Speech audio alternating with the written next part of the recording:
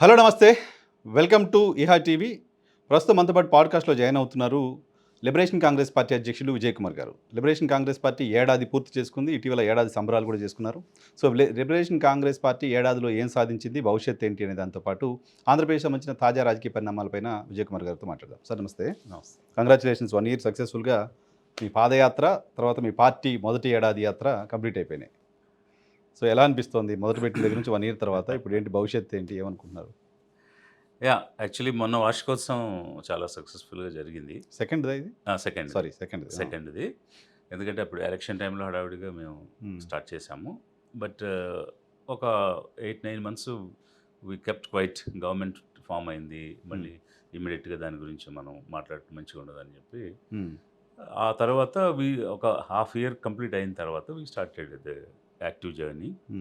So almost 1 year, last 1 year we are actively working across the state, visiting districts, ఒక cadre building activity కూడా చేసుకుంటూ వచ్చాము. So మొన్న జరిగిన సెకండ్ యానివర్సరీలో ఆల్మోస్ట్ నలుమూలల నుంచి వచ్చారు. సో దానికి ఒక స్ట్రక్చర్ని కూడా మేము ఆ రోజు అనౌన్స్ చేశాము. So like any other party member ఉంటారు, వారిపైన పైలట్స్ ఉంటారు. సో వాళ్ళని గైడ్ చేయడానికి, సర్వ్ చేయడానికి. ఓకే. కాన్స్టిట్యున్సీ లెవెల్లో క్యాప్టెన్స్ ఉంటారు. ఓహో, పైలట్స్, క్యాప్టెన్స్. సో మిలిటరీ తీసుకొచ్చారు అన్నమాట టెర్మినాలజీ అది. ఎస్, డిస్ట్రిక్ట్ లెవెల్లో కమాండర్స్ ఉంటారు. This how network building start చేశాము. సో ఆ రోజు కాల్ ఇచ్చాము. మెంబర్షిప్ డ్రైవ్ కూడా స్టార్ట్ చేస్తున్నాము ఇప్పుడు. ఓకే. సో అది ఒక యాప్ ద్వారా చేయడానికి, ఇవన్నీ ఇంటిగ్రేటెడ్ ఒక యాప్ ఉంటుంది. సో దానిలో వీళ్ళు సెల్ఫ్ ఎన్రోల్మెంట్ చేయొచ్చు, లేదా ఈ పైలట్స్ వెళ్ళి ఎన్రోల్ చేయొచ్చు. ఓకే. సో అలా we are also giving call for these upcoming local body ఎలక్షన్స్లో కూడా ఎవరైతే ఇంట్రెస్టెడ్గా ఉండి కంటెస్ట్ చేయాలనుకుంటున్నారో we want encourage youth primarily, and these youth from poorer sections. So our objective is to reach the poor and bring them up and also develop leadership among the poor. Okay, leadership కూడా అక్కడ నుంచి పేదల్లో నాయకత్వం పెంచాలనేది ఒక ఆలోచన. అందుకనే primarily focusing on youth, వాళ్ళ లీడర్షిప్ని పెంచుకుంటూ వాళ్ళకి సెవరల్ రౌండ్స్ ఆఫ్ ట్రైనింగ్స్ ఇచ్చి both on elections as well as party. So కొత్త జోనర్ నుంచి లీడర్స్ని పిక్ చేసి ట్రైన్ చేసి వాళ్ళని మీరు ప్రజల దగ్గర తీసుకురావాలి. ప్లస్ అంటే ఇంతవరకు ఈ అధికారానికి దూరంగా ఉన్నాం వాళ్ళని. లీడర్లు అంటే మనం కాదులే, మన పని కాదులే అని అనుకుని ఎవరి పనులు చేసుకునే బ్యాచ్ని లీడర్షిప్లోకి తీసుకురావాలనేది idea. That is the primary thing. అందుకని we are giving open call to join as well as ఎవరెవరు కంటెస్ట్ చేయాలనుకుంటున్నారో మీ బయోడేటా ఫామ్స్ అవి కూడా ఇవ్వండి అని ఆ యాప్లో అన్నీ పెడుతున్నాం. సో దాని ద్వారా ఎవరెవరికి ఇంట్రెస్ట్ ఉంది, పొలిటికల్గా ఆ నాలెడ్జ్, ఆ ఇంట్రెస్ట్ ఉన్న వాళ్ళందరినీ సెలెక్ట్ చేసి వారికి ట్రైనింగ్ ఇచ్చి చేయాలి. అలాగే ఈ పైలట్స్ కూడా we want to give training, in house trainings. దానికి ఒక separate room, audio visual equipments అన్ని తయారు చేయాలి. గుడ్. సో ఈ మెంబర్షిప్ స్ట్రక్చరు, నిర్మాణం పైన complete focus on institution building. Okay. జనరల్గా అంటే రీసెంట్ డెవలప్మెంట్ ఒకటి ఏంటి అంటే, ఇక్కడ ఒక పార్టీని ఏర్పాటు చేసిన జేడి లక్ష్మీనారాయణ గారు ఐపీఎస్ ఆఫీసర్గా ఉన్నారు. తెలుగు రాష్ట్రాల్లో బ్యూరోక్రసీలో పనిచేసిన వాళ్ళు జయప్రకాష్ నారాయణ గారు, తర్వాత మీరు, జేడీ గారు, వీళ్ళంతా పార్టీలను ఏర్పాటు చేశారు. పూర్ణచంద్రరావు గారు కూడా పార్టీ పెట్టినట్టున్నారు. సో జయప్రకాష్ నారాయణ గారు చాలా అగ్రెసివ్గా వచ్చిన తర్వాత ఆయన పార్టీని నేను రద్దు చేస్తానంటున్నారు. పార్టీ నుంచి దూరం అయిపోయినట్టున్నారు. జేడీ లక్ష్మీనారాయణ గారు ఆయన ఏదో ఉద్యోగం చేసుకోవడానికి వెళ్ళిపోయినట్టున్నారు. పార్టీని ఆల్మోస్ట్ వదిలేసి, అనౌన్స్మెంట్ రాలేదు కానీ ఆయన ఉద్యోగం చేయలేదు కానీ ఆయన ఉద్యోగం చేసినట్టున్నారు ఇక్కడ. సో మీరు ఇప్పుడు నిర్మాణం చేస్తామంటున్నారు. ఎందుకు మిగతా వాళ్ళంతా ఫెయిల్ అవుతున్నారు? రీజన్ ఏంటి? మీకేమనిపిస్తోంది? మీరు ఎలా ఫ్యూచర్ చూస్తున్నారు? అంటే ఇక్కడ first thing there is a gap. ఇంతవరకు ఆప్షన్స్ మనకు లేవు రాజకీయంగా, because there are 2 parties. So సక్సెసివ్గా చూస్తే 14లో టీడీపీకి వేశారు, 19 మార్చారు, మళ్ళీ 24లో ఆప్షన్ లేక టీడీపీకి వేశారు. ఇది ఒక సైడ్ అయితే. రెండవది అంటే ఇప్పుడు మనం ఏం చెప్పినా, ఫర్ ఎగ్జాంపుల్ మనం సిన్సియర్గా, కమిటెడ్గా, అంటే ఒక లైఫ్ సాక్రిఫైస్గా పనిచేయాలి, అలా చేస్తే అవుతుంది అని అన్నాం అనుకో, ఇవన్నీ వాళ్ళకి లేవా, వాళ్ళు చేయలేదా అని ఇలాంటి క్వశ్చన్స్ కూడా వస్తాయి. అయితే ఇక్కడ నా పాయింట్ ఏంటంటే, there are section of people, నిరాదరణకు గురైనటువంటి ప్రజలు ఉన్నారు.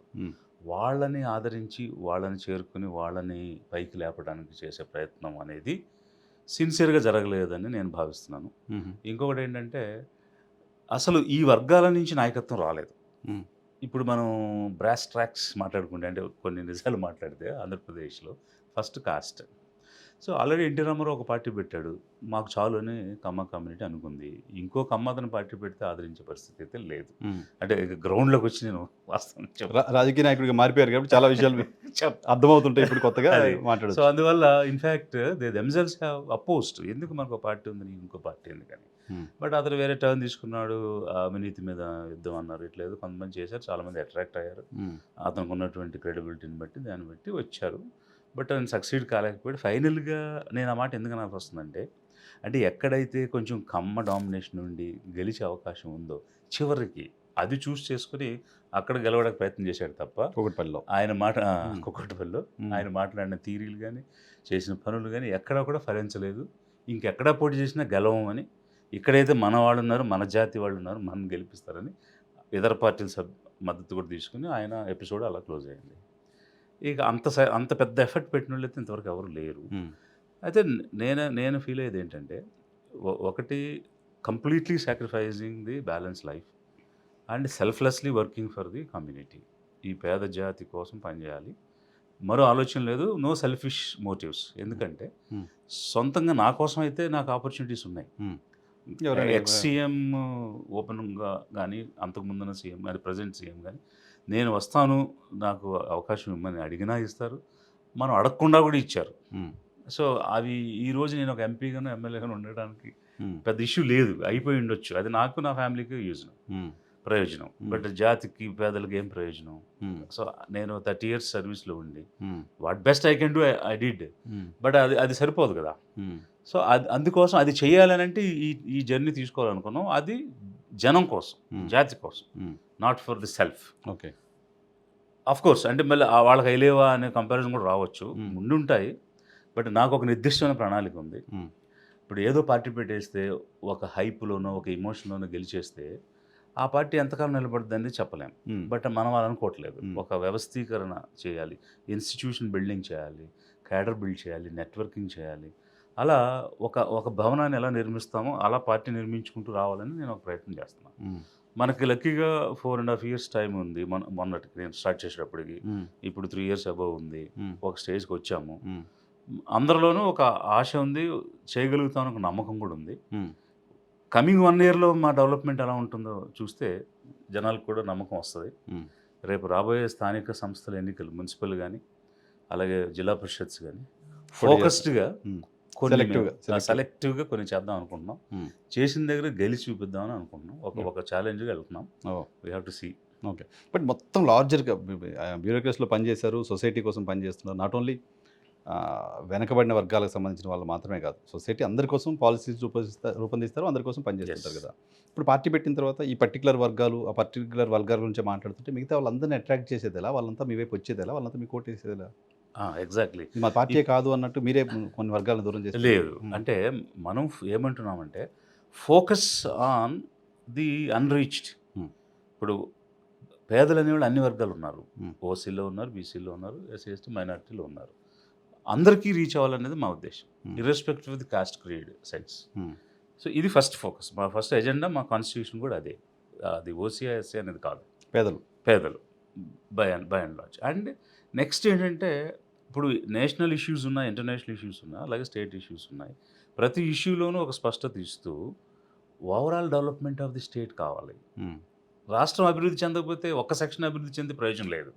So when we bring the manifesto, we will prepare in such a way, and if we get an opportunity, we'll work in such a way that state first, రాష్ట్ర అభివృద్ధి మొదట. ఆ అభివృద్ధిలో ఎవరు మొదట అంటే అత్యంత నిరుపేదలు, అత్యంత నిరాదరణకు గురైనటువంటి వాళ్ళు. అంటే చిన్న ఎగ్జాంపుల్ చెప్పి నేను క్లోజ్ చేస్తాను. కేరళలో what they did, poorest of the poor ఎవరు సెలెక్ట్ చేశారు. So they identified 94,000 families.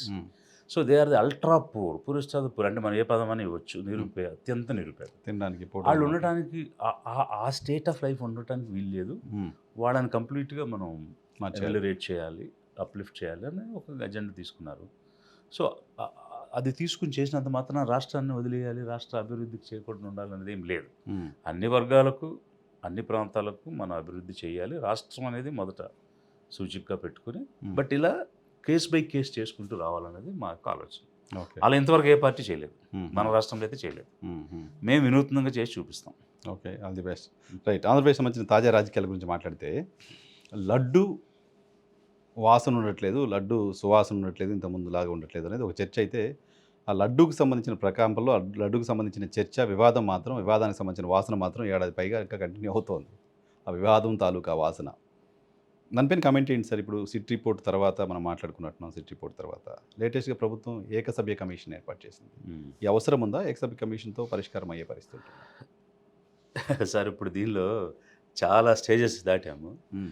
ఇక్కడ government particularly the TDP, Janasena, BJP దీనిలో పెద్దగా ప్లే చేసింది ఏం లేదు. చేయట్లేదు కూడా ఇంక మరి. చేయట్లేదు. హ్మ్. వాస్తవంగా విశ్వ హిందూ పరిషత్ కానీ, ఆర్ఎస్ఎస్ కానీ, బజరంగ్ దళ్ కానీ, వారు జనరల్గా ఎక్కడైనా హిందూ ధర్మానికి కానీ, ధర్మ ప్రచారానికి కానీ ఇబ్బంది వస్తే Hmm. ఫస్ట్ ముందుకొచ్చి యాక్షన్ తీసుకునేవాళ్ళు వాళ్ళు. హ్మ్.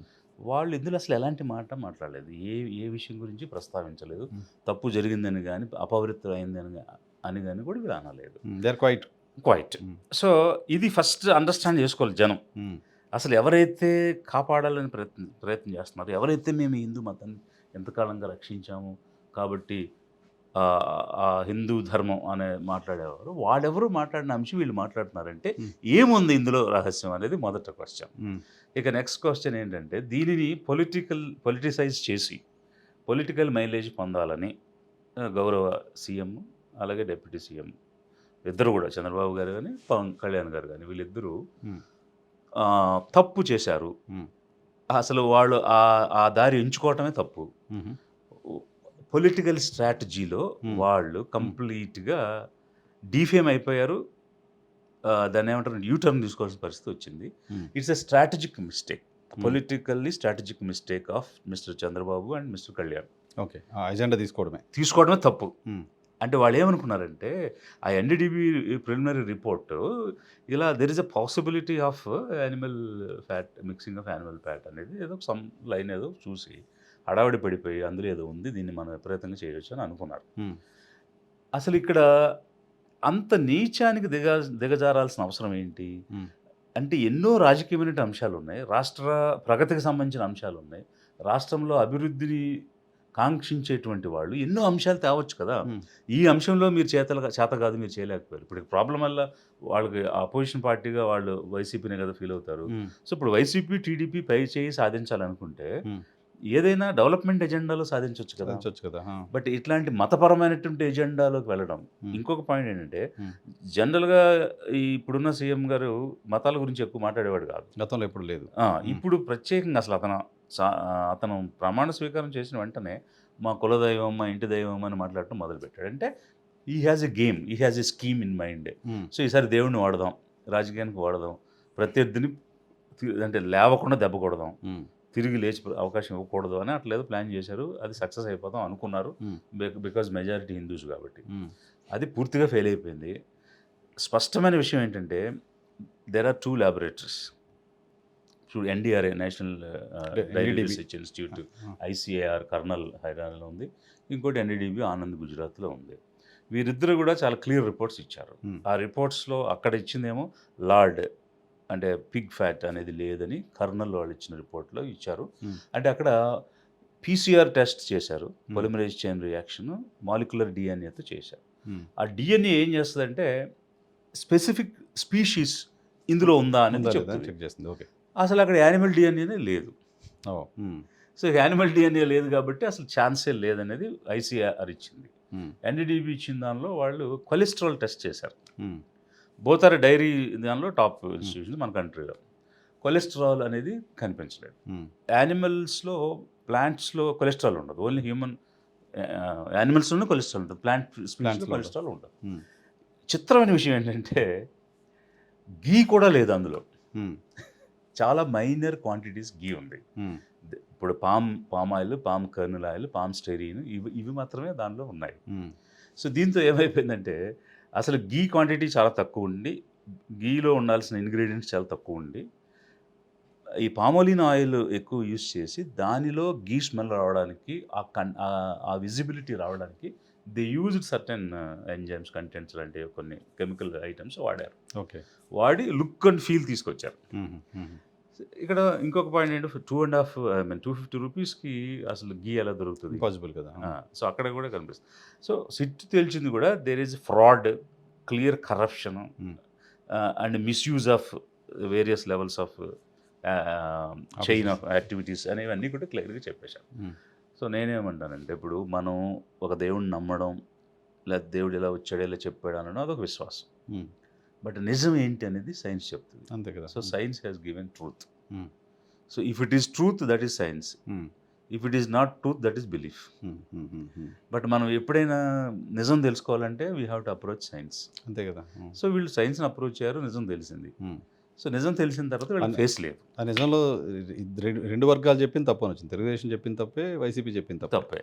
అసలు అక్కడ జరిగింది కరప్షన్, జరిగింది ఫ్రాడ్, ఎకనామిక్ ఫ్రాడ్ జరిగింది, Hmm. అండ్ నెయ్యి కల్తీ జరిగింది. Hmm. సో అసలు అలా కల్తీ నెయ్యి తెచ్చినా తీసుకుని వీళ్ళు వండినందుకు దానికి బాధ్యులు ఎవరు, వాళ్ళ మీద చర్యలు తీసుకోవడం అనేటువంటిది ఒక ఆస్పెక్ట్. Hmm. అది ఎవరైనా తీసుకోవాలి, దాని గురించి అసలు డిస్ప్యూట్ ఏముంటుంది, దాన్ని ఎవరు కామెంట్ చేస్తారు. Hmm. బట్ వీళ్ళు రైజ్ చేసింది ఏంటంటే సెంటిమెంటల్గా Hmm. అదొక గ్రీజ్డ్ క్యాటరేజ్ లాగా వీళ్ళు పిగ్ ఫ్యాట్ వాడారు అనేటువంటి పాయింట్ తీసుకొచ్చారు కాబట్టి Hmm. ఆయన లోకేష్ గారు అయితే పంది మాంసం అని చెప్పాడు. అవును. సరే చెప్పారు కాబట్టి ఇది సెంటిమెంటల్ ఇష్యూ. Hmm. అది కానప్పుడు వెజిటబుల్ ఐటమ్స్లోనే కల్తీ అంటే ఆ కల్తీకి జరిగిన దాని మీద చర్య తీసుకోవాలి. Hmm. సో ఇక్కడ ఏమేమి అంటే కంక్లూజివ్ పాయింట్స్ ఏంటంటే, ఒకటి చంద్రబాబు గారుని కళ్యాణ్ గారు కానీ చేసిన జిత్తులు ఎత్తులు పారలేదు. Hmm. They failed completely in making a political strategy Hmm. And they are exposed. Hmm. They were exposed. They were exposed అంటే వీళ్ళు ఇంత చీప్గా, Hmm. ఇంత దిగజారిపోయి ఇలాంటి ఒక అంశం గురించి పట్టుకుని జనాల్ని మాయ చేస్తారా? ఇంత వయస్సు, ఇంత జ్ఞానము, ఇంత అనుభవం ఉన్న వాళ్ళు ఇట్లాంటి పిచ్చి పనులు చేస్తారా అని జనం అనుకుంటున్నారు. Hmm. అక్కడికి అది ఎస్టాబ్లిష్ అయిపోయింది. Hmm. ఇక మతంతో రాజకీయం చేద్దాము అని వీళ్ళు అనుకుంటున్నారు. అసలు మతంతో రాజకీయం చేయాలనుకుంటే అతనికి సీఎంగా ఓటేసి గెలిపించారు కదండి. Hmm. ఇప్పుడు అతను గెలిపించారు కాబట్టే 16 నెలల్లో క్రిస్టియన్ కాబట్టే తిరుమలలో అపవిత్రం చేశాడు, అపచారాలు చేశాడు అనేది ప్రభుత్వం ఆన్ రికార్డ్ అధికారిక నిన్న శాసనమండలిలో అచ్చెన్నాయుడు గారు మాట్లాడుతున్నారు. చైర్మన్ని స్పీకర్ చైర్ని ఉద్దేశించి మీరు క్రిస్టియను, మీ నాయకుడు క్రిస్టియను కాబట్టి ఇలా చేస్తుంటారు అనే ఒక ఎలివేషన్ ఇస్తున్నారు ఆయన. ఓకే, ఇప్పుడు దెర్ ఆర్ ఫ్యూ క్లారిటీస్. జనం యాక్సెప్ట్ చేసిన అంశాలు కొన్ని ఉన్నాయి. ఇప్పుడు అతను 16 నెలలు జైల్లో ఉన్నారు. Hmm. కరప్షన్ ఎలిగేషన్స్ ఉన్నాయి. Hmm. He is a known Christian, everybody knows. In spite of all that people wanted to give a chance ఇచ్చేశారు. Hmm. సో ఛాన్స్ ఇచ్చారు. ఈరోజు మీకు 160 సీట్ల పైనే వచ్చాయి. Hmm. సో మీకు ఓవర్వెల్మింగ్ ల్యాండ్ స్లైడ్ విక్టరీ వచ్చింది. Hmm. గెలిచిన తర్వాత ఇంకా బురదేయాలనే ప్రయత్నంలో ఏంటి మీరు సాధించేది? Hmm. Hmm. మళ్ళీ 2029 ఎన్నికల కోసమా? Hmm. That is two long. Number 1. Number 2, ఒకవేళ మీరు నిజంగా వేసి ఉంటే అది ఏదన్నా వాస్తవం ఉండి వేసి ఉంటే అర్థం ఉండేది. Hmm. ఇప్పుడు వీళ్ళు వచ్చిన తర్వాత కూడా ఆ గీ వచ్చింది కదా, Start దాంతో అయింది కూడా అక్కడే వండారు కదా. స్టార్ట్ అయింది అక్కడే కదా. వండారు కదా. అయితే మరి ఈ సీఎం కూడా చేసినట్టే కదా. మరి Hmm. Hmm. అసలు సీఎం లెవెల్లో ఏ ట్యాంకర్ వస్తుంది, ఏ గీ వస్తుందని చూస్తారా? ఇంపాసిబుల్ కదా. సాధ్యం కాదు. ఇతను కూడా చూడలేదు కదా, ఇతను కూడా తెలియదు కదా. ఎవడో రిపోర్ట్ తెచ్చి ఇచ్చిన తర్వాత దీన్ని ఇష్యూ చేశారు. Hmm. సో ఇక్కడ వైసీపీ టీడీపీ ఎవరిది పై చేయింది అనేది మనకు అనవసరం సబ్జెక్ట్. Hmm. నా వరకు ఏంటంటే వీళ్ళు ఎత్తుకునే తప్పు, వీళ్ళు ఒకవేళ లడ్డు కల్తీ జరిగింది అని చెప్పుంటే అందరూ యాక్సెప్ట్ చేసి ఉండేవాళ్ళు. అది అయితే ఇందులో సీఎంకి రోల్ ఎంత ఉంటుంది అనేది వీళ్ళే చెప్పాలి. ఇప్పుడు ఈ సీఎం చెప్పాలి ఇతని రోల్ ఎంత. అంతే. If is daily monitoring Hmm. About the ghee and making of laddu, then he should give. Hmm. So నా ఫండమెంటల్ క్వశ్చన్ ఏంటంటే, అక్కడ ఒక ఎగ్జిక్యూటివ్ ఆఫీసర్ ఉన్నారు, ఒక వ్యవస్థ ఉంది, దానికి ఒక చైర్మన్ ఉన్నారు. వాళ్ళ కదా బాధ్యులు ప్రైమర్లీ. Hmm. ఎక్కడెక్కడో ఇప్పుడు అరసవిల్లో జరిగిన దానికి, ఇప్పుడు అక్కడ శ్రీకాకుళంలో టెంపుల్లో చనిపోయారు కదా. Hmm. చనిపోతే వెంటనే వీళ్ళ మీడియా ఏం చేసింది, ఒక ప్రైవేట్ టెంపుల్లో సంఘటన, ఒక ప్రైవేట్ టెంపుల్లో చనిపోయారు. అసలు ఒక ప్రైవేట్ టెంపుల్స్ ఎప్పుడైనా మనం ప్రైవేట్ టెంపుల్స్ అని విన్నామా? అసలు ప్రైవేట్ అని ప్రభుత్వమే ఇప్పుడు బిర్లా మందిర్ గవర్నమెంటే కదా. అనే టెంపుల్ ఉంటుంది. ఇప్పుడు ఆ బిర్లా మందిర్ గవర్నమెంట్ కట్టించలేదుగా. ఎప్పుడైనా ప్రైవేట్ టెంపుల్ అని అంటాం విన్నామా? అంటే వాళ్ళ లాంగ్వేజ్, వాళ్ళ తెలివితేటలు చూడండి. ఇంత ఓకే, మీరు ఒక రాజకీయ పార్టీని కార్నర్ చేయాలి, టార్గెట్ చేయాలి అని చేసుకోండి. There is no doubt. ఇప్పుడు నేను రాజకీయ పార్టీని విమర్శిస్తున్నాను, మీరు నన్ను విమర్శించవచ్చు. It's not an issue. But అసలు భాష మార్చేసి, కోణం మార్చేసి, కంటెంట్ మార్చేసి ఈ రకమైన కొత్తగా తీసుకురావడం అనేది జరుగుతున్న క్రమంలో అసలు మతం అన్నది వాళ్ళు ఎంత అంటగట్టడానికి ప్రయత్నం చేస్తే అంత వాళ్ళే బ్యాడ్ అవుతారండి. ఎట్లా? ఎట్లా అంటే జనం కూడా చూస్తారు కదా! హ్మ్. ఇప్పుడు అతను 5 సంవత్సరాలు సీఎంగా ఉన్నారు. హ్మ్. Yes, he is a Christian. హ్మ్. ఈ 5 సంవత్సరాల్లో ఎన్ని యాంటీ హిందూ యాక్టివిటీస్ చేశాడు? హ్మ్. లిస్ట్ ఔట్ చేయమనండి. హ్మ్. గుళ్ళన్నీ కొట్టేశారని, అది ఇతనే కొట్టేశాడు కదా! గుళ్ళపైన దాడులు అది చేశారని, ఈయనే చేశాడు కదా! అక్కడక్కడ ఇప్పుడు 100, విజయనగరంలో 120 శ్రీరాముడి తలకాయ తీసేశారని, పిఠాపురంలో గుళ్ళు కొట్టి ఇయన్నీ చెప్తున్నారు కదా! ఆ! మాట్లాడారు. ఆ! అదే మన విజయనగరం దగ్గర జరిగిన రామతీర్థంలో జరిగింది అనేటువంటి ఇన్సిడెంట్ ఒకటే. అంతర్వేదిలో జరిగిన ఇన్సిడెంట్ అనేది ఒకటి. అంటే పిఠాపురం. ఇవి stray incidents somebody did it. But state guided issues గానీ, స్టేట్ పాలిసీలో యాంటీ హిందూ పాలిసీస్ గానీ, స్టేట్ తీసుకున్నటువంటి చర్యల్లో నేను చెప్పేది. హ్మ్. ఎక్కడో ఘర్షణలు జరిగేవి ఓకే. ఇప్పుడు కూడా జరుగుతున్నాయి కదా! అవును. ఇప్పుడు ఈళ్ళొచ్చిన దగ్గర నుంచి జనం చచ్చిపోతూనే ఉన్నారు. హ్మ్. తిరుమలలో చచ్చిపోయారు, సింహాచలంలో చచ్చిపోయారు, శ్రీకాకుళంలో చచ్చిపోయారు, హ్మ్. నిన్నగాక మొన్న కాకినాడలో చనిపోయారు, హ్మ్. రాజమండ్రిలో చనిపోయారు. చంపటమే కాదు ఈళ్ళొచ్చిన దగ్గర నుంచి చంపుతూనే ఉన్నారు జనాల్ని. హ్మ్. ఏదో ఒక రీజన్‌తో. హ్మ్. మరి ఈ టెంపుల్స్‌లో చచ్చిపోయారు కదా! మరి హ్మ్. ఇప్పుడు వీళ్ళు చేస్తేనే చచ్చిపోయారా వాళ్ళు? Okay. Hmm. So, my point is if whether he is anti Hindu, anti Muslim, anti Christian అన్నది basing on his policies and his activities. If you want to target and conclude, you conclude. చూపించి చేయండి. There is no doubt. ఇప్పుడు suppose నేనున్నాను. నన్ను anti ముస్లిం అను, నన్ను anti Christian Anu. But అది దానికి ఏదన్నా చూపించాలి కదా మన ఓకే. చర్యల్లో. ప్రభుత్వంగా తీసుకున్న పాలసీ డెసిషన్ ఏంటి? ఆ! హిందువులకు వ్యతిరేకంగా తీసుకున్న డెసిషన్ ఏంటి అని అన్న కనపడాలి. దాన్ని బట్టి కదా ఉంటుంది. Uh huh. And no sensible person will do like that. Hmm. Being in politics, we want everyone and we have to be with everybody. So, ఇప్పుడు హిందువుగా ఉన్న చంద్రబాబు నాయుడు ముఖ్యమంత్రిగా ఉంటే మొత్తం క్రిస్టియన్స్‌వి, ముస్లిమ్స్‌వి వాటన్నిటికి సంబంధించిన ఆచారాలన్నీ తీసేస్తారా? వాటికి వ్యతిరేకంగా పనిచేస్తారా? చేయలేదు కదా అతను. పైగా అతను చర్చెస్‌కి వెళ్ళి ఎవ్రీ క్రిస్మస్‌కి పార్టిసిపేట్ చేస్తున్నారు కదా! ఎవ్రీ రంజాన్‌కి ఇప్పుడు ఈవెన్ దట్ డిప్యూటీ సీఎం ఎవరైతే సనాతన్ అని డిక్లేర్ చేసుకున్నాడో, ఆయన రంజాన్‌కి వెళ్ళి టోపీ పెట్టుకొని బిర్యానీ తింటున్నాడు కదా! హ్మ్. మరి ఇంగా అసలు ఇది వెరీ సిల్లీ అండ్ ఇల్లాజికల్. హ్మ్. అందుకే నేనేమంటానంటే స్ట్రాటజిక్ మిస్టేక్ అంటున్నా. హుహు. సో, వాళ్ళు ఈ they did a subject mistake. ఎత్తుకోవడమే తప్పు. They did a mistake. Yes. Hmm. 100% they did a mistake. మరిప్పుడు ఏకసభ్య కమిషన్ ఎందుకేసుంటారని మీరు అనుకుంటున్నారు సార్ సిట్ రిపోర్ట్ తర్వాత? ఆ! మీరు సిట్ ఇచ్చిన రిపోర్ట్‌కి మించి ఒక్క ఒక్క ఒక్క అంశం చెప్పమనండి అతన్ని. హ్మ్. దాన్ని రీఇటరేట్ చేయడం, కొరాబరేట్ చేయడం తప్ప hmm. What he can do. As a single person hmm. SIT hmm. ఇంతమంది అధికారులు, ఎన్‌డీడీబీ అధికారులు, ఈ ఈ పోలీస్ ఇన్ని అధికారులు. లాబొరేటరీ రిపోర్ట్స్ హ్మ్. ఇవన్నీ జరిగిన చేసింది. తర్వాత హ్మ్. అంటే వీళ్ళేంటంటే వీళ్ళకి తప్పు జరిగిపోయిందన్న విషయం గమనించారు. ఫేస్ సేవింగ్ లేదు. హ్మ్. ఈ మొఖం చాటేసిన పరిస్థితి వచ్చింది. ఎలా బయటపడాలి దీనిలో నుంచి అని కాలం అంటే to buy time they appointed a commission. హుహు. ఆ కమిషన్ పేరు మీద ఇదొస్తుంది, అదొస్తుంది, ఇలా అనేది కొంచెం తాత్సారం డ్రాగ్ చేసి చేసుకుంటూ పోతారు. కొంచెం జనాల మెమరీలోంచి అది బయటికి పోయిన తర్వాత హ్మ్. ఏదో ఒక రోజు ఇలా వచ్చింది, అలా వచ్చింది అనేసి అంటే ఒక సేఫ్ ఎగ్జిట్ కోసం కమిషన్ వేసుకున్నారు అంతే ఆళ్ళు. ఓకే. ఓకే. సో, ఎలా బయటపడాలి దీనిలో నుంచి తెలియక, దారి లేక, హ్మ్. ఏదో ఒకటి చూపించి ఇప్పుడు ఏదో కమిషన్ ఏస్తున్నాం, రిపోర్ట్ వచ్చినా చూస్తాం అని అట్లా టాక్టిక్స్, టైమ్ బయింగ్ టాక్టిక్స్ ఉంటాయి కదా! హ్మ్. అట్లా time they are buying building a escaping path. అంతే. హ్మ్. సేఫ్ ఎగ్జిట్ కోసమే అతను కమిషన్ అనేది ఏసారు తప్ప, hmm. He cannot bring any truth beyond what SIT has done. Okay. Because it is an exhaustive report. Everything is there. అది కంప్లీట్‌గా ఉంది report. So, beyond that they cannot do anything. హుహు. So, అది ఇప్పుడు supreme court కూడా ఏమంది? ఇప్పుడు దానికి ఎగనెస్ట్‌గా కాదు గదా! హ్మ్. లెట్ ఇట్ బి చేసుకోనివ్వండి అని వదిలేసింది. హ్మ్. లైట్ తీసుకున్నారు అక్కడ. హుహుహుహు. వాడు ఏసుకొని what is that SIT report already మా దగ్గర ఉందని. అంతే కదా! సో, బడ్జెట్ ఆంధ్రప్రదేశ్ రాష్ట్ర బడ్జెట్ సెకండ్ బడ్జెట్‌ని మన కాంప్రహెన్సివ్‌గా స్టేట్ గవర్నమెంట్ పెట్టి బడ్జెట్ పైన కమెంట్ ఏంటి? మీరు ఏమనుకుంటున్నారు? బడ్జెట్ ఎలా ఉందనుకుంటున్నారు? సార్ ఇప్పుడు బడ్జెట్‌కి సంబంధించి సక్సెసివ్ గవర్నమెంట్స్ చాలా అన్యాయం చేస్తున్నాయి. హుహు. ఎస్పెషల్లీ ఈ ఏ పేదల గురించైతే ఇనీషియల్ రిమార్క్స్‌లో మాట్లాడానో, ఆ పేదవారికైతే పూర్తి అన్యాయం చేస్తున్నాయి. హుహు.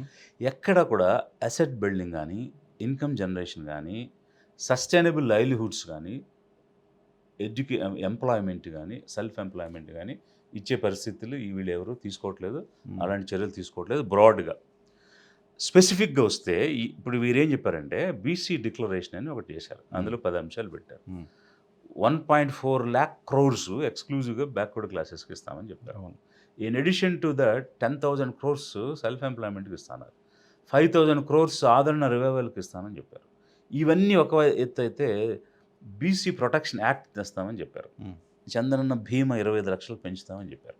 ఇలా అనేకమైన అంశాలు 50 ఏళ్ళకే పెన్షన్లు ఇస్తానంటున్నారు 50 very good Hmm. 50,000 below above ఉన్న వాళ్ళందరికీ కూడా 50 years. 4,000 రూపీస్ పెన్షన్ ఇస్తా అని చెప్పారు. ఇలా మీరు ఒక్కొక్క అంశం తీసుకుంటే Hmm. ఈ పెన్షన్ వాళ్ళ లెక్క 10,000 Hmm. 10 లక్షలు 10 లక్షలు ఇంటూ 4,000 అంటే 4,000 కోట్లు లాస్ట్ ఇయర్, మొన్న ఇయర్కి 4 అంటే 8,000 కోట్లు బీసీలకు బాకీ పడి ఉన్నాడు చంద్రబాబు నాయుడు. ఓకే.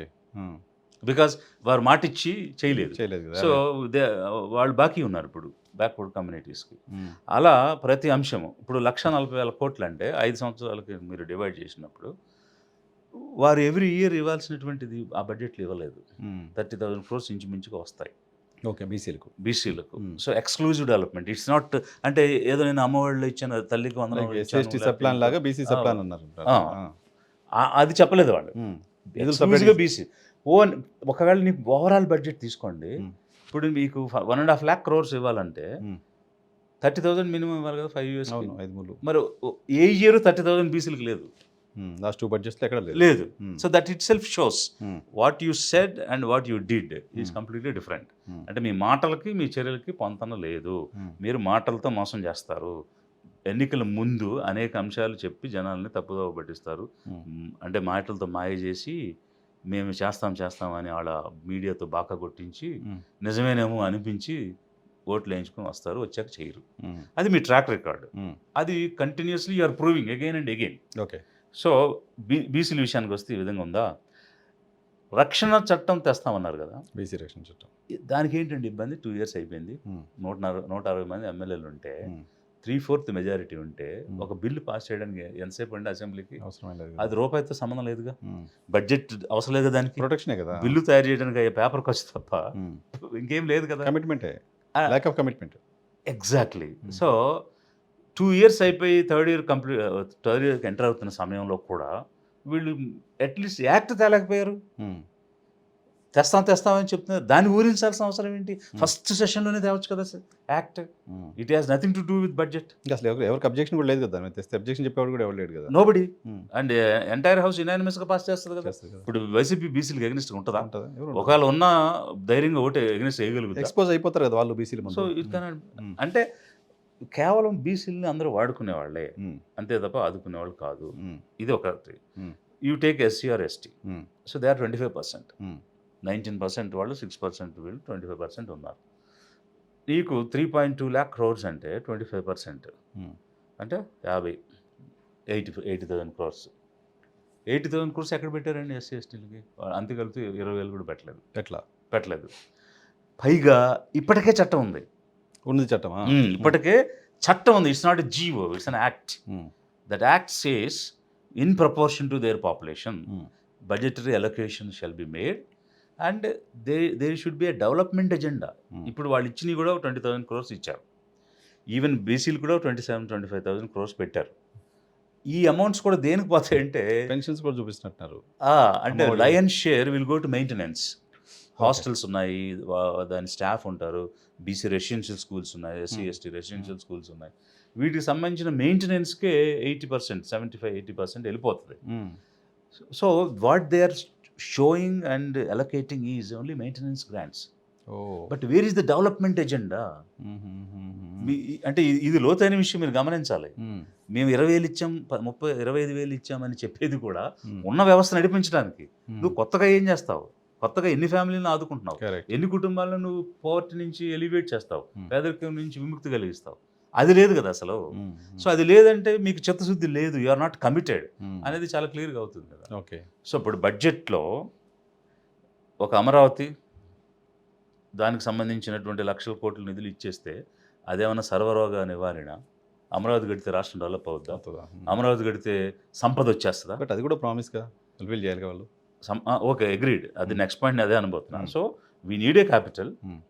ఆ క్యాపిటల్ నిర్మాణానికి సంబంధించి నోబడీ హ్యాస్ ఎనీ అబ్జెక్షన్స్. ఖచ్చితంగా రాష్ట్రం అనగా రాజధాని ఉండాలి, రాజధాని నిర్మాణం చేయాలి. బట్ రాజధాని నిర్మిస్తే ఆంధ్రప్రదేశ్ డెవలప్ అయిపోద్ది, ఆంధ్రప్రదేశ్ ప్రజలు డెవలప్ అయిపోతారు అని అంటే ఎట్లా అవుతుందండి? లక్షల ఎకరాలకి సాగునీరు లేదు, వాళ్ళకి ఏ విధంగానూ ఆదాయం వచ్చే మార్గాలు లేవు. అవి చేయకుండా ఇది ఒకటే చేస్తే అయిపోద్దా? సో వీళ్ళ బడ్జెటరీ అలొకేషన్స్ మీరు చూస్తే పీపుల్ ఓరియంటెడ్గా, పీపుల్స్ డెవలప్మెంట్గా బడ్జెట్ అలొకేషన్స్ లేవు.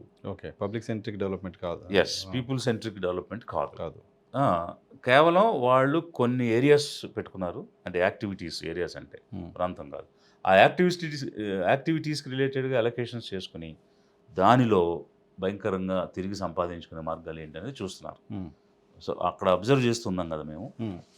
కాంట్రాక్ట్స్ కానీ వర్క్స్ కానీ కొన్ని ఏజెన్సీస్ని పిలిచి కొంతమంది చెప్పుకుంటున్నారు ఏమనంటే, మీరు దీనికి టెండర్ వేయండి, 12% మీరు ఓకే అంటే మీ క్రెడెన్షియల్స్ పట్టుకురండి, అవే టెండర్ డాక్యుమెంట్లో పెడతాము, మీ మీ ఎలిజిబిలిటీస్ ఏమున్నాయి అవే అవే పెట్టేస్తాం, మీరు వేసేసి మేము నోటిఫికేషన్ ఇస్తాం, మీరు అప్లై చేయండి వస్తుంది. సో అప్ ఫ్రంట్గా ఇంత ఇచ్చేయండి. ఇవి జరుగుతున్న నెగోషియేషన్స్. సో అంత భయంకరంగా జరుగుతున్నాయి అంటే ఇక నాకు ఆ కంపెనీ పేర్లు, వాళ్ళు నెగోషియేట్ అయిన అది డిపార్ట్మెంట్స్ అవన్నీ కూడా డేటా ఉంది. బట్ అవి మనం బయటకు మాట్లాడితే మంచిగా ఉండదు. ప్లస్ వాళ్ళు చాలా ఇరుకున పడతారు, ఏది అక్కడ ఉన్న స్టాఫ్ ఆఫీసర్స్. ఎక్కువ నామినేటెడ్గా వచ్చిన వాళ్ళు ఎక్కువ చేస్తున్న కార్యక్రమాలు, అంటే ఈ పార్టీ నామినేట్ చేసిన చైర్మన్ వాళ్ళు ఉంటారు కదా, ఆ టైప్ పీపుల్, చైర్పర్సన్స్, ఇట్లాంటి వాళ్ళు ఇవన్నీ ఎక్కువ చేస్తాను. సో ఫైనల్గా చెప్పేది ఏంటంటే, వీళ్ళ ఫోకస్ అంతా మనం ఎలా డెవలప్ కావాలి, మన చుట్టూ రేపు మొన్న ఎన్నికల్లో మాకు సహాయపడిన వాళ్ళని ఎట్లా డెవలప్ చేసి తీసుకురావాలి, ఒక నిధిని మనం ఎలా ఏర్పాటు చేయాలి, నెక్స్ట్ ఎలక్షన్ ఎలా గెలవాలి, ఇదే ఫోకస్ తప్ప రోడ్లు కానీ, డెవలప్మెంట్ కానీ, మంచినీళ్ళు కానీ అసెంబ్లీలో మాట్లాడతారు, బిల్లు పెడతారు. ఇప్పుడు ఫర్ ఎగ్జాంపుల్ వీళ్ళు సే సమ్ 100 lakhs, 1,00,000 కోట్లు ట్యాక్సెస్ ద్వారా వస్తుందని ప్రపోజల్లో చూపించారు. రియలైజేషన్ చూస్తే అది 89,000 కోట్లే ఉంది. సో దట్ మీన్స్ దానికి ఒక 10% యాడ్ చేసుకోండి, పని ఇంకొక 90 crores, పని 100 crores వస్తుంది. ఈసారి 1,20,000 crores వస్తుందని పెట్టారు. రియాలిటీ వేరు, ప్రొజెక్షన్స్ వేరు. అవి చాలా క్లియర్గా పిక్చర్స్లో కనిపిస్తుంది. వాడు వేసిన టేబుల్లోనే ఉంది. 25కి రియలైజేషన్ ఎంత, 26 అప్పుడు బడ్జెట్లో చెప్పింది ఏంటి, ఇప్పుడు రివైజ్ ఏంటి, ఆర్ఈ బిఈకి ఆర్ఈకి ఇప్పుడు అంత గ్యాప్ ఉంది 26కి. సో ఇప్పుడు 27 ఎండింగ్ బడ్జెట్ పెట్టారు. ఇది చూస్తే కొంచెం ఎవరైనా కామన్ సెన్స్తో క్లియర్గా ఫిగర్స్తో మోసం చేస్తున్నారు అనేది ఒకటి అర్థం. రెండోది, వీళ్ళు ఎలకేట్ చేసినప్పుడు ఎలకేట్ చేస్తున్నారు, బట్ అవన్నీ మళ్ళీ డైవర్ట్ చేసేసుకుంటున్నారు. ఇప్పుడు మీరు సోషల్ వెల్ఫేర్ కానీ, ట్రైబల్ వెల్ఫేర్ కానీ, బ్యాక్వర్డ్ క్లాస్ వెల్ఫేర్ కానీ ఎలొకేషన్స్లో చూపించినవి రియలైజ్ అయినాయా లేదని చూడండి. లాస్ట్ అది కూడా అవ్వలేదు. బడ్జెట్లో అవ్వలేదు. ఏది కూడా వాడు ఎలొకేట్ చేసిన విధంగా చేయడం లేదు. సో బడ్జెట్లో పెట్టామని కాదు, ఎంత ఖర్చు పెట్టారనేది చూడాలి. సో అది అంటే అప్పటికి మనం అది మర్చిపోతాం కదా, లాస్ట్ ఇయర్ పెట్టింది ఇప్పుడు వచ్చిందే చూసుకుని ఫోకస్ దీని మీదే ఉంటుంది. అది సక్సెసివ్గా ప్రతి చోట జరిగేది. ఇది ఒక్క తెలుగుదేశం గవర్నమెంట్ అనే కాదు, it so happens everywhere. So ఈ పాయింట్ మీద నా అబ్జెక్షన్ ఏంటంటే, ఎస్సీ ఎస్టీస్కి అయితే there is a sub plan which is a law, అది మీరు వైలేట్ చేస్తున్నారు. బ్యాక్వర్డ్ కమ్యూనిటీస్కి అయితే మీరు ప్రామిస్ చేశారు, on par with SC ST చేస్తామని కూడా చట్టాన్ని తెస్తానని చెప్పారు. అది తేలేదు, ఇది తేలేదు. సో మెజారిటీ ఆఫ్ ది పీపుల్ని మీరు చీట్ చేస్తూ ఉన్నారు, కంటిన్యూస్గా చీట్ చేస్తున్నారు. So people have to realise, ఇక్కడ ఏంటంటే ఆప్షన్ లేక రేపు ఇంకా వీళ్ళు చేయట్లేదు అంటే మళ్ళీ వైసీపీకి వెళ్ళా అనే వాళ్ళు చేసింది అదే కదా గతంలో అనేది మర్చిపోయి ఇంకా కొంచెం ఇప్పుడు వీళ్ళు బ్యాటుకున్నారు కాబట్టి వీళ్ళకి ఇద్దాం, రేపు వీళ్ళు బ్యాడ్ అయితే వాళ్ళకి ఇద్దాం అనే పరిస్థితి కొనసాగుతుంది. కాబట్టి వీళ్ళు కూడా ధైర్యంగా తప్పులు చేసుకుంటూ పోతున్నారు. ఎన్నికల టైంలో చూసుకోవచ్చు కదా అని. ఓకే, బడ్జెట్ పబ్లిక్ సెంట్రిక్గా లేదు, పీపుల్ సెంట్రిక్గా లేదు as for you. Okay, right sir. ఆంధ్రప్రదేశ్లో పొలిటికల్ డెవలప్మెంట్స్ చూస్తే చంద్రబాబు నాయుడు గారు కేంద్ర ప్రభుత్వానికి వెళ్ళిపోతున్నారు అని ఒక చర్చ విస్తృతంగా జరుగుతుంది. ఒక 4-5 నెలల క్రితం మీరు కూడా చెప్పారు, మార్చి 2027లో లోకేష్ సీఎం కాబోతున్నారు అని. సో బీహార్లో ముఖ్యమంత్రిగా ఉన్న నితీష్ కుమార్ని తప్పించి కేంద్రానికి పంపించడం తర్వాత ఏపీలో ఆ చర్చ ఇంకా పెరుగుతోంది, నెక్స్ట్ చంద్రబాబే అని. సో ఏంటి మీ ప్రెడిక్షన్ ఏంటి, ఏం జరగబోతోంది, మీ అజంప్షన్ ఏంటి? ఒకటైతే ఆ రోజు మనకు తెలిసిన విషయం, 2027 ఉగాదికి ముహూర్తం పెట్టుకున్నారు. సో అప్పుడు లోకేష్ని సీఎం చేయాలనేది వాళ్ళ ఆలోచన. జరిగినప్పుడు ఇతనికి రీహాబిలిటేషన్ ఏంటి అనేది పాయింట్. సో ఆ రీహాబిలిటేషన్ మీరేమో ఏదో ఉప ప్రధాని కోసం ప్రయత్నం చేస్తున్నారనేది నాకున్న ఇన్ఫర్మేషన్. ఇచ్చారు. సరే, ఒక సేవ ఇందాక మనం అనుకున్నట్టు ఏదో ఒక ఎగ్జిట్ అయితే ఉంటుంది, ఉన్నప్పుడు అక్కడ ఒక ఇది ఉంది. అయితే ఇక్కడ మనం చూడాల్సింది బీజేపీ ఎలా పావులు కదుపుతుందనేది చూడాలి. సో వాళ్ళు ప్రాంతీయ పార్టీలతో టైప్ అవ్వడం, అధికారంలోకి రావడం, వచ్చిన తర్వాత ఒక్కొక్క పార్టీని చంపుకుంటూ వెళ్ళిపోవడం, ఆ ప్రాసెస్ వాళ్ళు అలాంటి మోడస్ ఆపరెండైలో వాళ్ళు ఉన్నారని మనకు తెలిసి జరుగుతూనే మన కళ్ళ ముందు కనిపిస్తున్నాయి. Hmm. నెక్స్ట్ ఎవరు అనేది కూడా మనకు అర్థమవుతుంది. Hmm. ఆ ప్రాసెస్లో ఇప్పుడు ఆల్రెడీ బీహార్ ఫాల్ అయింది, అంటే they have become a pray. Hmm. ఇక నెక్స్ట్ ఏపీ కూడా ఇట్ మే బికమ్ ఏ ప్రే. అలాంటి మహారాష్ట్రలో ప్రూవ్ అయింది, పంజాబ్లో అకాలీదళ విషయంలో చూసాం, గోవాలో చూసాం, గోవాలో అస్సాంలో చూసాం. చూసాం, ఇట్లా everywhere it is happening like that. Hmm. So ఈ పరిస్థితిలో ఒక మార్పే ఉంటుందా, లేకపోతే టోటల్గా కబళిస్తుందా అనేటువంటి అంశాన్ని కూడా జనాలు చూడాలి. కబలించడం అంటే అంటే పార్టీని మింగేయడం. కలిపేసుకుంటారా, మెర్జ్ చేసుకుంటారా? అంటే ఇప్పుడు ఇతర రాష్ట్రాల్లో ఆపరేషన్ ఎలా జరిగిందో దాన్ని బట్టి మనం అంచనా వేయాలి. పార్టీలు ముక్కలుగా విడగొట్టేసి దాన్ని మార్చి ఇప్పుడు అన్నాడీఎంకేని అదే చేశారు, మహారాష్ట్రలో శివసేనని అదే చేశారు, ఎన్సీపీని అదే చేశారు, అకాలీదల్లో అదే చేశారు, ఇంకా అక్కడ హర్యానాలో కూడా అదే చేశారు. సో ఇవన్నీ మన కళ్ళ ముందు ఎగ్జాంపుల్స్. ఇప్పుడు ఆమె శశికళ ఇంకో కొత్త పార్టీ పెడతాను అంటుంది. సో ఇప్పుడు ఏఐడిఎంకే పన్నీర్ సెల్వం ఏమో స్టాలిన్ దగ్గరికి వెళ్ళిపోయాడు. సో అక్కడికి 3 పార్ట్స్ అయిపోయినట్టే కదా. ఇప్పుడు ఓపీఎస్ వర్గం ఒక వర్గం ఆల్రెడీ డిఎంకేతో మెర్జ్ అయింది. ఇంకొక వర్గం బలంగా ఉన్నది శశికళది, అది సపరేట్ పార్టీ అయింది. ఇక ఎడప్పాడిది ఒకటే ఉంది, టీపీఎస్ది. సో అక్కడికి 3 అయింది. ఇక లాస్ట్కి ఏం చేస్తారంటే తమిళనాడు లాంటి చోట ఎక్కువ ట్వీకింగ్ చేయరు, ఎందుకంటే ఎప్పటికీ కేరళ, తమిళనాడు లాంటి రాష్ట్రాల్లో వాళ్ళు చేసిన ఓటు చోరీలు అట్లాంటి మోసాలు చేసేది చాలా కష్టం. ప్రయత్నం అయితే చేశారు, అక్కడ కూడా ట్రై చేస్తున్నారు, బట్ అంత ఓపెన్గా చేయలేరు, చేసి సక్సెస్ కాలేరు. ఇక్కడైతే ఆంధ్రప్రదేశ్ రాష్ట్రంలో నిరంతరంగా ప్రయత్నం చేస్తూ ఉన్నారు. వాళ్ళు ప్యారలల్గా, అంటే ఒకవైపు ఐడియాలజీ హిందుత్వ ఐడియాలజీతో కొంత యూత్ని వీళ్ళని డైవర్ట్ చేసి వాళ్ళని మన వైపుకు తిప్పుకోవాలనేటువంటిది నిరంతరంగా సాగుతుంది. అందులో భాగంగా మత ఘర్షణలు కూడా నిరంతరంగా పెట్టడానికి ట్రై చేస్తున్నారు. అంటే ఎవరైతే Hinduism is different and Hindutva is different. So Hinduism అనేది ఒక రిలీజియస్ వే ఆఫ్ లైఫ్, దానికి ఎవరికి ఇష్యూస్ లేవు. బట్ ఈ పొలిటికల్ ఐడియాలజీ, మా జాతి గొప్పది, మేమే గొప్ప అనేటువంటి భావంతో మా కిందే అందరూ ఉండాలనేటువంటి ఆలోచన హిందుత్వాలు ఏదైతే ఉందో, ఆ రకమైనటువంటి ఆ నేషనలిజం మన ఆంధ్రప్రదేశ్లో స్ప్రెడ్ చేయాలని ప్రయత్నం చేస్తారు. అక్కడ ఏదైనా అంటే ఇప్పటి వరకు జనం నుంచి మద్దతు లేదు కాబట్టి వాళ్ళు ఎన్ని పాచికలు వేసినా పారలేదు. ఆ ప్రాసెస్లో రేపు ఇది జరిగి టీడీపీలో ఏదైనా చిన్న తేడా వస్తే దాన్ని అవకాశంగా తీసుకుని, అసలు బీజేపీకి ఛాన్స్ ఇవ్వకుండా మనమే హిందుత్వ ఎజెండా తీసుకుందామని టీడీపీ హిందుత్వ ఎజెండా తీసుకున్నట్టు కనపడట్లేదు. తీసుకుందిగా ఇప్పుడు మన అతను సనాతనే ఉన్నాడు కదా, అనాపాలజీ. ఈవెన్ పవన్, నేను విన్నది ఏంటంటే మొన్న ప్రతి నియోజకవర్గంలో 150 గుళ్ళు కట్టాలి, మీరు ప్రపోజల్స్ పంపించండి అని మొత్తం ఎమ్మెల్యేలందరికీ తెలుగుదేశం పార్టీ అధ్యక్షుడు పల్లా శ్రీనివాస్ గారు ఆదేశాలు ఇచ్చారట. అంటే ఇమిటేట్ చేయడానికి ట్రై చేస్తున్నాడు ఆయన, బట్ అది వర్కౌట్ అవ్వదు. ఏపీలో so far at least southern India for that matter, even Karnataka కూడా బీజేపీ వచ్చింది, బీజేపీ సిద్ధాంతంతో వచ్చింది కాదు, అది లోకల్గా ఉన్నటువంటి, అది కూడా ఒక బ్యాక్వర్డ్ కమ్యూనిటీ, స్ట్రాంగ్ కమ్యూనిటీ, మాకు ఆల్టర్నేటివ్ పార్టీ అనేది తీసుకుని ముందుకెళ్ళారు తప్ప అది ఐడియాలజీతో వచ్చింది కాదు. ఇక్కడ కూడా జగన్మోహన్ రెడ్డి ఒక క్రిస్టియను, హిందువులపైన వ్యతిరేకంగా ఆయన పనిచేస్తున్నాడు అనేది ఒకటి, హిందూ మతం ప్రమాదంలో ఉంది ఇలాంటి ఒక క్యాంపెయిన్ని క్రియేట్ చేసే ప్రయత్నం కనిపించట్లా, అది వర్కౌట్ అవుదా? ఆర్టిఫిషియల్ థింగ్స్ ఎంతకాలం నిలబడతాయండి? నిజంగానే హిందూ మతం డేంజర్లో ఉంటే, అంటే ప్రమాదంలో ఉంటే ప్రజలు ఫీల్ అవరా?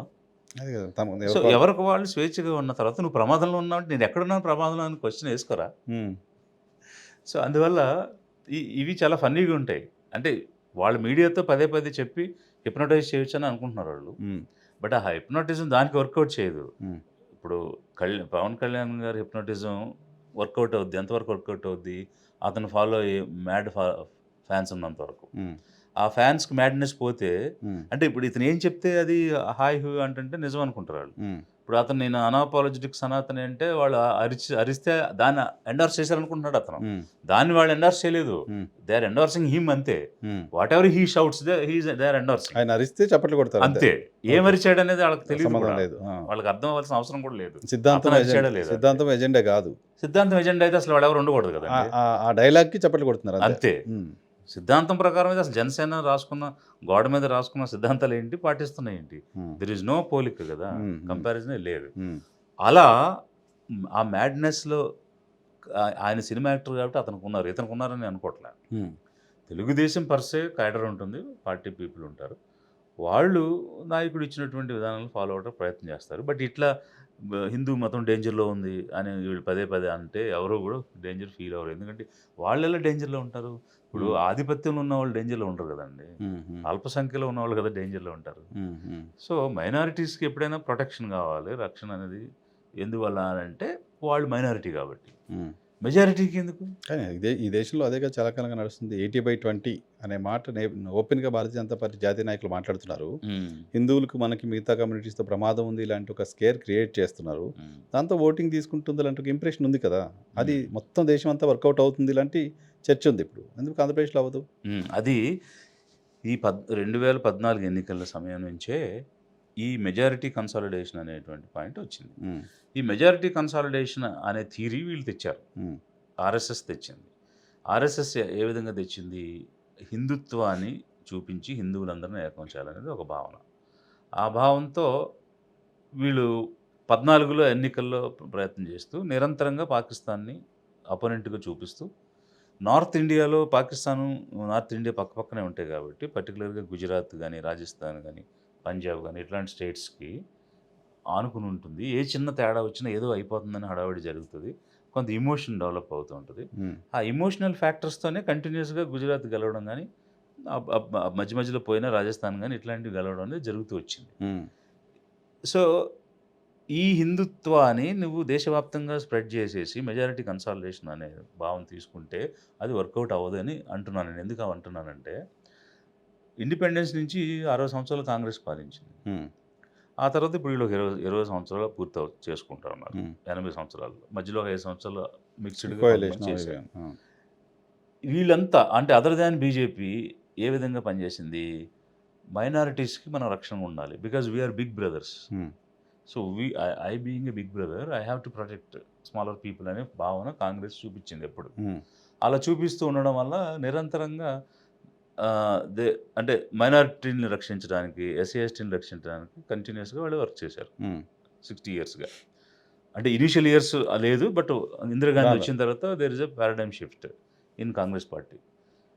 అప్పుడు మరి ఒక ఓట్ బ్యాంక్ అనేది వాళ్ళకి డెవలప్ అయింది. హ్మ్. దీన్ని ఎలా బ్రేక్ చేయాలి అని ఆర్ఎస్ఎస్ థింక్ చేసింది. సో, థింక్ చేసి ఇక ఇక మనం మైనారిటీలన్నా, ఎస్సీ, ఎస్టీలన్నా ఈ ఈ ఈ పాయింట్స్ అన్నీ పోయినియి. ఈ హ్మ్. బాధ్యతలు పారు. Hmm. Then what is left out? ఈ మిగిలిపోయింది ఏంటి అని ఆలోచించిన క్రమంలో అక్రాస్ ది వరల్డ్ గూడా అంటే మీరు ఇది ఒక ఎవల్యూషన్‌లో కొంచెం ఒక ట్రెండ్ నడుస్తూ ఉంటది ఎప్పుడు. ప్రపంచం అంతా అట్లే ఉన్నట్టుంది ఇప్పుడు. యెస్. ట్రంప్ చేస్తుంది కదా! ఇది అమెరికన్స్ ఆ! ఫస్ట్ అంటున్నాడాయన. అదే. ఒక మిగతాలో జనరల్‌గా ఏంటంటే ఒక ట్రెండ్ అలా నడుస్తూ ఉంటది. హ్మ్. సపోజ్ మార్క్సిజం వచ్చింది. హ్మ్. సోషలిజం వచ్చింది. అదొక హైప్. అదొక ట్రెండ్ నడిచింది కొంతకాలం. అలా అంటే ఈ అక్రాస్ ది గ్లోబ్ ఈ పవనాలన్నీ ప్రయాణం చేస్తా ఉంటాయి. అ అదే సమయంలో వీళ్ళు కూడా రైటిస్ట్ సిద్ధాంతాన్ని తీసుకొని పూర్తిగా కన్జర్వేటిజం తోటి మనం దాన్ని కౌంటర్‌గా ఎందుకు చేయకూడదు? ఇంతవరకు నడిచింది మైనారిటీల రక్షణ అనేటువంటి కాన్సెప్ట్. హ్మ్.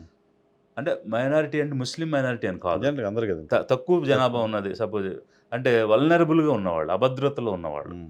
అభద్రతలో ఉన్న వాళ్ళ కోసం మేముంటాము అని కాంగ్రెస్ చెప్పుకొనొచ్చి ఎస్సీలని, ఎస్టీలని, మైనారిటీలని ఇలా కొంతమందిని ఓట్ బ్యాంక్‌గా పోగేసుకున్నారు. చేసుకున్న హ్మ్. క్రమంలో హ్మ్.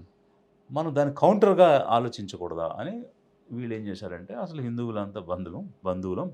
మనం ఏకం కావాలి గదా! మెజారిటీ మనం ఉన్నప్పుడు అవతల వాళ్ళు ఎంతమందైనా మనల్ని ఏం చేయలేరు. చేయలేరు. Hmm. Because we are in majority. Once we get consolidated then nothing to beat. Hmm. We can ఎప్పటికి మనల్ని ఓడించే పరిస్థితి కూడా ఉండదు. హ్మ్. సో, వాళ్ళంతా చిన్న నంబర్ ఆఫ్ ఉంటే ఏంటి, పోతే ఏంటి, ఏమవుద్ది దానివల్ల అది అది అనేటువంటిది. అది అది గ్లోబ్ అంతా ఉన్నది. ఆంధ్రప్రదేశ్‌లో ఉండదా? రాదా? రాదని ఎందుకు చెప్పగలము? గ్లోబ్‌లో ఉన్నదేంటంటే అంటే రైటిస్టు ఆహ్, స్వింగ్ అనేది కనిపించింది. హ్మ్.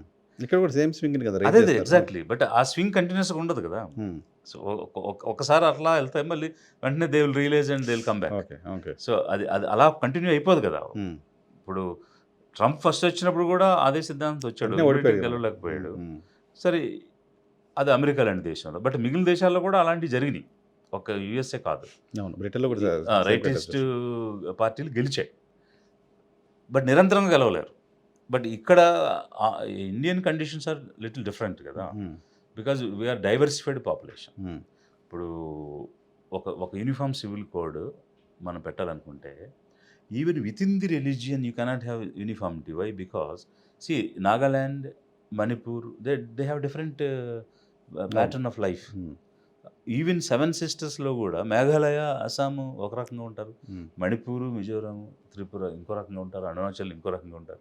మళ్ళీ వాళ్ళ కస్టమ్స్ డిఫరెంట్గా ఉన్నాయి, వాళ్ళకి ఆ శాంక్టిటీ ఉంది, and they have their own laws. Correct. అంత డైవర్సిటీ ఉన్నటువంటి ఈ దేశంలో వీళ్ళు చాలా లోతుగా ఆలోచించి దిస్ ఈజ్ వన్, ఈ పాచిక బాగా పనిచేస్తుందని ప్రయత్నం చేశారు.